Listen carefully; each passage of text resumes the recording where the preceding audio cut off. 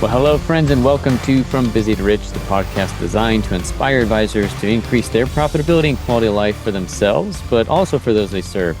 With me, as always, Wes Young, and today we're really going to be building off of the idea of, if you joined us last week, if not, highly encourage you to go back. Well, this idea we were talking about last time, core ingredients for successful implementers coming out of our Transform Learning series and things that we've seen that have been universal, regardless of the LinkedIn in the industry, geographical location, all the other components or variables there. There were some key or core ingredients that we discussed last time. And really that leaned into this idea of why don't I expand on that and focus in on, well, how do you master those core ingredients, or what we call key ingredients? So for the next few weeks, that's really what we're going to focus or shift our focus onto, is building out a recipe for success. How do you master those key ingredients? So with that, with Wes, why don't you set that up for us and tell us specifically, what are we going to dial in on for today's episode? Yeah, thanks, Justin. I love this topic, and we're recording this around the Christmas holiday, New Year's timeframe. So by the time you guys hear it, we'll have been through it. But there's all kinds of likely baking that's going on in your houses, and people making stuff. And we're doing a brisket tomorrow, and then I'm going to do a gumbo. So we got all kinds of cooking that's happening. But I came across this Elon Musk quote that I thought was so cool, such a great analogy, is that if you're trying to create a company, it's like baking a cake. You have to have all the right ingredients in the right proportions. And if you've ever cooked something and it was pretty good, but you're like, man, something's missing. I think there's something missing here that could be better. And maybe if you think back to whatever you cooked during your holiday week or 2 weeks, whatever you took, maybe that was the case. Or maybe you cook something and you're like, this is so much better than Aunt Susie's that she makes. I mean, I don't know what she does, but it looks the same. But boy, on the end, we call it the same dish, but it just doesn't taste the same. It's just a completely different experience. And I think that's the case in business. I think the amount of fun we have, I think the profitability and quality of life that we experience for ourselves and all those that are part of our atmosphere of influence are so dramatically enhanced or so dramatically compressed as a result of the ingredients we put in and the proportions that we do it. And so what we're going to be digging into is really exactly as you said, Justin. What are those key ingredients? What are the things that when I go in, or you and I, we've assessed thousands of practices, and you get a front row seat to watch advisors on a regular basis transform the way they're doing their work to where it does increase their profitability, their quality of life, and really, I would just add in their fun. It adds in the element of more fun. So, and there are some things that pop up all the time. And while these may not always be the thing you need to focus on, like one of these you may go, oh man, that's completely missing, or one, I think I'm okay at that. One of these in these lists of things that we're going to go through over the next several weeks should stand out to you. And the other thing that I would say is, even ingredients, you can say, I do that, right? Because that ingredient I put in. But the quality of the ingredient can be very different. So like let's say to enhance a meal, somebody says, I'm going to bring the wine. And so they bring the wine, and it's called wine. And they say, they may have got set further, I'm going to bring the red wine. And my expectation of what that experience could be versus theirs may be two very different things. And so if I show up with some box wine to your house, you're not going to be upset. Yeah, man. I mean, it's I there's a time and a place for box wine. It's just most of the time not with me and a high quality meal. Right? So, but that's what we're going to talk about. So, we've kind of got some things we want to dive into, and kind of a starting point for this today. And it is one of the most critical ingredients that I want to kick things off with is really vision development and execution. Vision development and execution. And I want to talk a little bit about what I mean by this. We have done a ton of podcasts because I think this is such a critical ingredient that, believe it or not, is missing or of such low quality that when you can focus some energy around it, and it doesn't take a lot, and we're going to give you exactly what you need to do today, in order to do so, it radically transforms an advisor's practice. And all these other ingredients, it's like the base. If it's like I'm going to cook that gumbo, Justin, and the thing you got to start with before you get to anything else in the order is the roux. You got to make the roux, and the roux takes a long time if you're going to do it right. And it's not, and the roux in itself is like, it's fine, but if you don't add the other ingredients, it's not going to work. But the roux is the critical beginning component. And I think that's when it comes to your vision development and execution strategy. Vision development, execution strategy. So I'm going to jump into these, and then I'd love to just kind of ping pong this back and forth with you for a bit. Sounds good. Let's do it. Great. So here's what I mean by this. So every single quarter, one of the things that we do as a team, individually and as a team, is we really, by design, think about what is it that we want to do next. Like if we're living a great life, and I always start really broad and way out there, right? I start with like this 3-year idea, and we'll tell you how we get there because there is a bit of back and forth. But my goal is to walk away from this session with a 3-year, 1 year, and 90-day vision. 3-year, 1 day, and 90-day vision.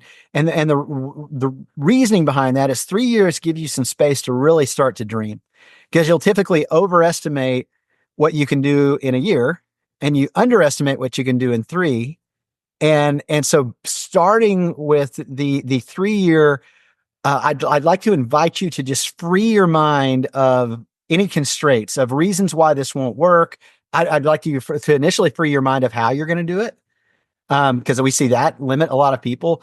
Some people, depending on how you're minded, you may view the world through a lens of all the stuff that's in your way. You know, we always call that grounded pessimism here, and which is fine if you're naturally wired that way. We need the world needs people like you, but you also need to give yourself the freedom, and maybe you couple or team up with somebody who's more of a grounded optimist. But for the sake of the vision exercise to start, I want you to begin to remove all grounding. I want you to just say, hey, if I can dream as big as I can dream, Justin, and I'm talking about, and you and I are telling the story of what's happened over the last 3 years in all the big areas of life we care about. So our relationships, our financial situation that we're currently in, the professional world we live in, the physical health state we're in, our spiritual life that we're, if we were telling our story and it kind of touches all those big areas, what story do we want to tell if we could? And it's fun to just sit and kind of write it out. Now, some of you are naturally pretty good at this. You kind of see the world this way anyway. You're always thinking about, man, think about what could be, what's possible. Some of you may have a little harder time with this because you're like, I'm very practical application, Weston. So here's the thing. We're going to get real practical. What I want you to do is just write, and don't worry about it being correct. Don't worry about qualifying it. Don't worry about saying, hey, I don't even have the stuff I need to get there. If you had the stuff you needed to get there, you'd already have this life, this vision. You get it, become qualified by understanding what you're trying to qualify for. And so when you build this vision, you're going to write out in all these big areas of life, 3 years someday, what does a great life look like? And really put yourself in the mood. What are you experiencing? What mood are you in as you're going through a day in the life of you at work, at home, the physical part of your health, the spiritual life, all these relationships that you have? What is it? And just write it out and listen, this doesn't have to be exhaustive. This just needs to be something that takes you, don't spend any more than 15 to 20 minutes. Write it out with all its flaws. Don't go back and correct it. Just write it out. Then what's going to happen is you're going to take another slice at it. I want you to go away for a second, and I want you to just free your mind. You maybe take a 10-minute break, get you something to drink, then come back. And I want you to say, all right, now if I was going to narrow this down into a 1 year like version of this vision. So it's always just like saying it's reverse engineering. You're saying, hey, I want to end up here 3 years from today. And I would like to, if I'm on the right road and at the end of year 1 and I've made progress towards it, what does that look like in 1 year? What is that same story? And it's going to sound very similar to the 3-year story. That's the thing, is this isn't like recreating everything over again. It's a smaller version typically of what you're experiencing 3 years from today. And the things you're doing, how you're doing it, how you're living may be very similar. It's just 3 years from now, you're getting a compound version of those strategies you're implementing. And then here's what I would recommend is you take a second and you go get with somebody else that is willing to listen to you, that's a kind of an educated observer of your life. Because one of the power of having a community of high performing people, which is what I love about our Transform Learning series, it's what I love about Strategic Coach, is we're in environments where not only are we thinking about this in our own minds and we're hearing great stories of success, but then we talk about it with other people. We say, here's kind of what I'd like to see. And here's what I'm thinking. And then what naturally happens is you get new ideas, you refine that vision as a result of having to talk about it with somebody else. So before I jump down into the 90-day, I just want to stop there for a second and check in with you, Justin, on your thoughts around this. I really love this. I love this time of year in general. Just I love the holidays and Christmas time. But then this specifically always gets me excited. I love, even though I'm not naturally wired to sit and wonder, that's not my working genius. Yeah. Yeah. Actually, one of my frustrations. This particular aspect of things, though, thinking about what's possible and going back and analyzing, how far we come, where are we, what's changed, right? Have we grown a lot, but now what we thought we wanted, that's evolved or changed altogether, or what we thought was important. You wanted to be a CrossFit champion, but now you find that you're 40, you really don't care about it anymore. Right? Like what are those things that have changed for you? And then building out what's possible. And I personally find that I'm challenged one of two ways here is the looking around aspect of feeling like what is the default industry norm that dictates what is possible or how this has to look. So it's how do I take that and remove it from a framework standpoint of like, if I truly don't have restrictions just because something hasn't been done this way, or I don't know anybody else that's doing it this way, what's possible in my mind? And then the positive thing though is if you aren't naturally geared towards wondering and grounded optimism like you're talking about, find somebody that at least business wise, spiritually, family wise is in a position that looks like what you want to look like. And then clearly it's possible. If somebody else has done it, it's possible for you, and sit back like, hey, well, I like what that looks like. Let me try it on for a season, right? Let me wear that like a coat and see if it fits and try it on, because that can really expand what you think is possible. The first time somebody ran a sub 4-minute mile, it took, I don't know how long before somebody did it, but then how fast was it before the next person did it? Dramatically faster. Right? Looking, and that's what I like Transform. You talked about Strategic Coach and 10X is being in places where there are people that are further along down the road that you're trying to travel, so that you can see like what is possible and then get that insight and input and that feedback. Yeah, no. So I want to comment on something there, because this is why, and we're going to talk about building peak performance teams. But sometimes your peak performance team are people not on your payroll or not a part of your kind of first level of team. They're not, maybe they're somebody doing something else, but they're a teammate to you because they are equipped with a different way of seeing the world to be able to say, talk to me, tell me what you're thinking. And then they can give you new invention, new insight, new wonder to say, well, what about this? And so our team, as you know, Justin, like you had said, well, it's not your favorite thing to necessarily sit around and wonder all the time. What you do have is enablement and discernment as your geniuses. And I have invention and discernment. And so I'm always coming up with new ways to do different stuff and what the future, man, I can invent a future. What's really cool though, is I can come to you with like 4 or 5 different versions of the future. And cause it is hardest always to discern your own inventions, because you're closer to them, and when you get, I don't know, after a while, I think you just become less protective of any of it, especially if you're with the right people. In the early stages of vision is very fragile. And sometimes there are certain people, good people in your organization, you just can't let them in yet. You got to narrow it for their benefit and yours. You got to narrow this down further.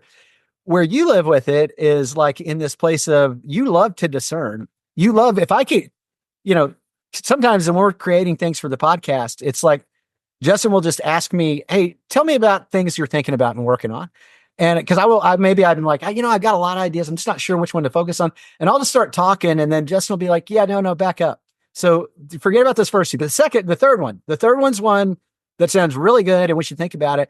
And that's a lot with the vision. When you're bouncing vision back and forth with people who, and again, you have to set the ground rules of this with people who some people more than others to say, I'm not telling you to go do this.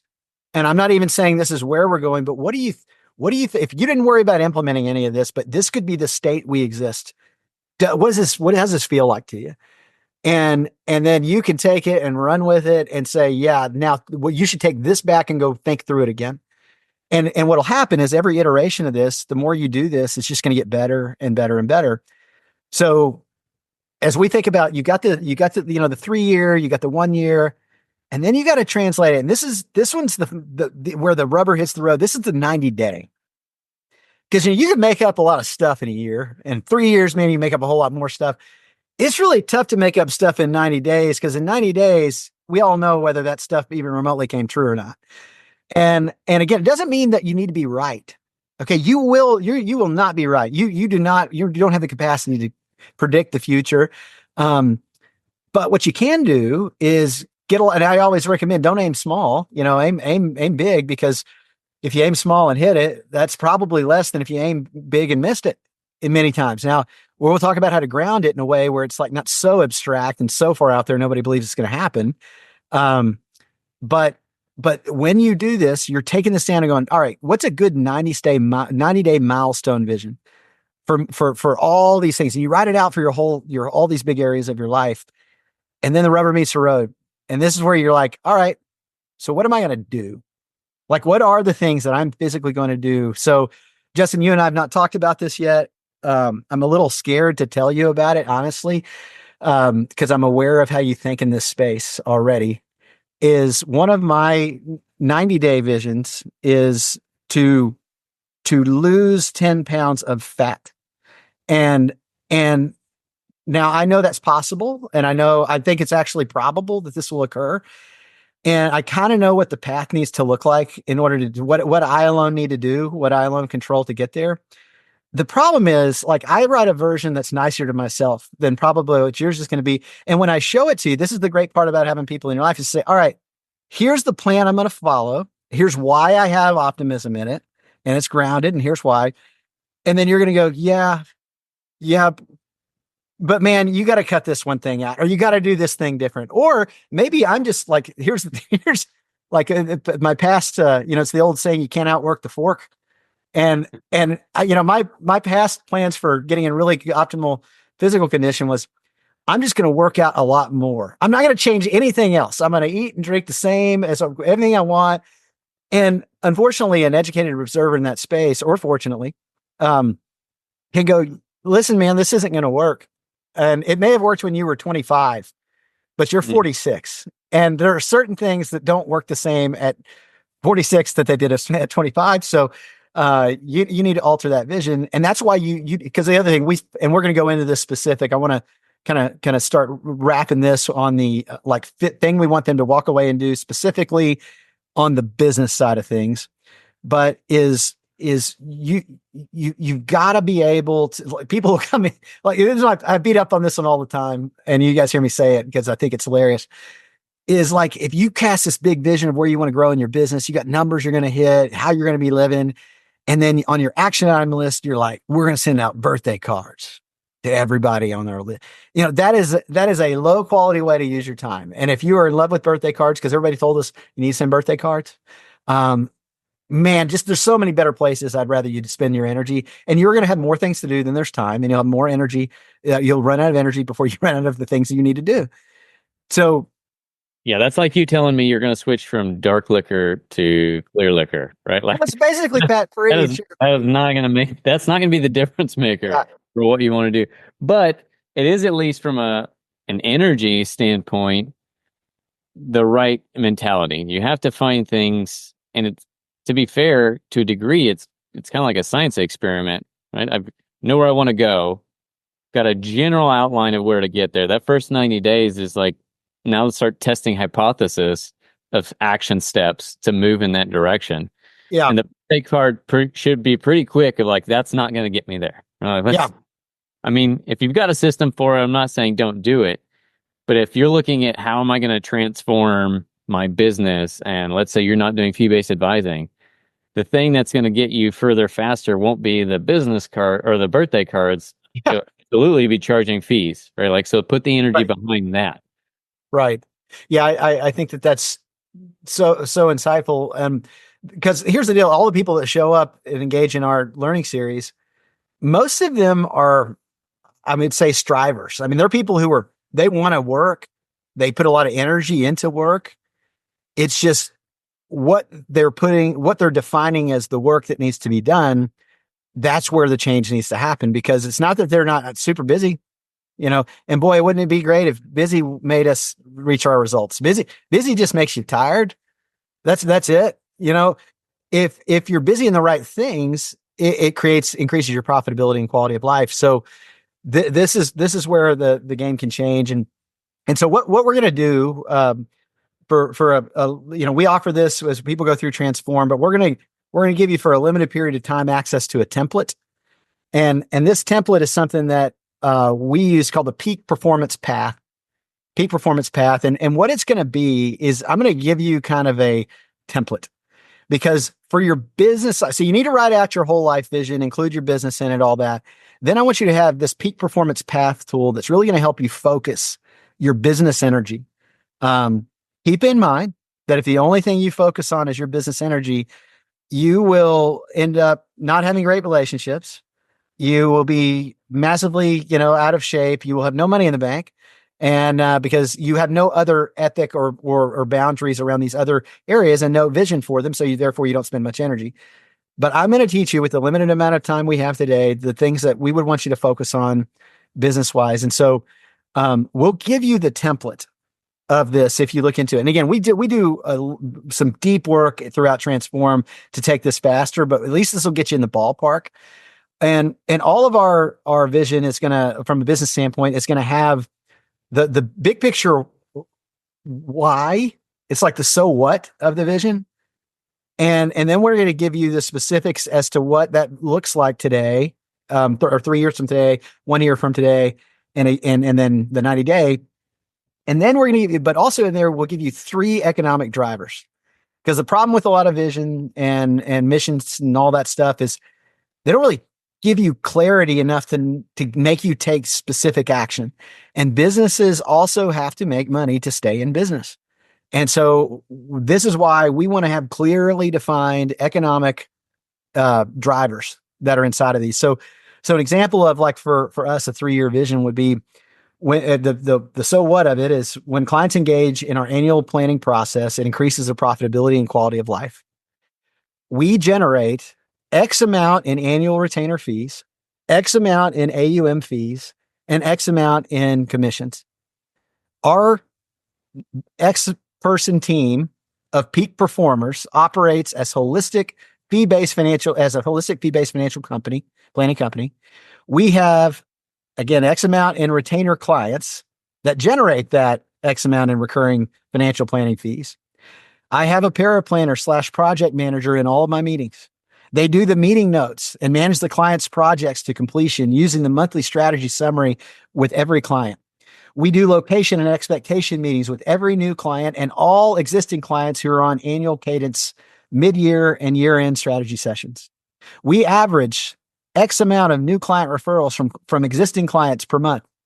We have a service liaison that is excellent in driving new applications to completion, handling all our service needs without me needing to be involved. And we have X dollars of liquid reserves. So some version of that. Now you can toy with this, like play with it, but you ought to have those components in there. And I don't care if you want to pretty it up or change the words around a little bit, but the economic drivers are FYC, or first year commissions that you generate this year. They are annual retainer fees that you're charging to do planning, and they are AUM, and they are not one and the same. Okay. They are 3 specific economic drivers. 3 years from today, you'd love to have what in there, and what does it look like for you to be doing that? Then also you're going to have is a 1-year version of that. That's a smaller numbers. and probably a lot of these things. Now, if you already have some of these components, you'll add stuff. But this is just a template for you to start with. And then 90-day milestones. This is where you really get into the drivers of still the same. You need 3 economic drivers. They're just, what is the number in the next 90 days? And the win is still the same. When clients engage in our annual planning process, it increases profitability and quality of life. But then specifics, like let me give you some specific examples of what might be on my action plan here. I'm sorry, what might be on my vision plan here. We had X number of location/expectation meetings with existing clients and X with new potential clients. So one of the things we'll talk about in a later session, and we've hinted at before, is you're sitting on, if you've been in this business 3 years or more, you're sitting on a gold mine. You with your existing clients that are already in your hand. And one of the things that gets so overlooked when you learn a new narrative or process is to not go back to those existing clients and say, hey, I'd love to show you the new capabilities we've developed over the last 5 years since we started working with you, and take you through the same experience that brand new clients coming to us have. And it's just amazing what that does. So that might be one that's on yours. You're using the meeting prep and narrative checklists to prepare for all your client meetings. You're using Loom to record that preparation so that you are not trying to get your head back around it again. You're just renewing your mind to what you're doing for that client meeting when you had your hour-long prep and where your head was around it and you have 12 others you were prepping for. You're going to pre-schedule your mid-year and your year-end meetings right now, and you're not going to ask the clients to do it. You're just going to do it for them, and most of them are going to keep, but it's on your list. These are big things that operate. We have a set block weekly calendar. We hired a service liaison that's excellent in driving new business to completion and handling all the service without me. We hired a paraplanner project manager that's in all your meetings. You can see these are just very specific things that are coming directly out of there.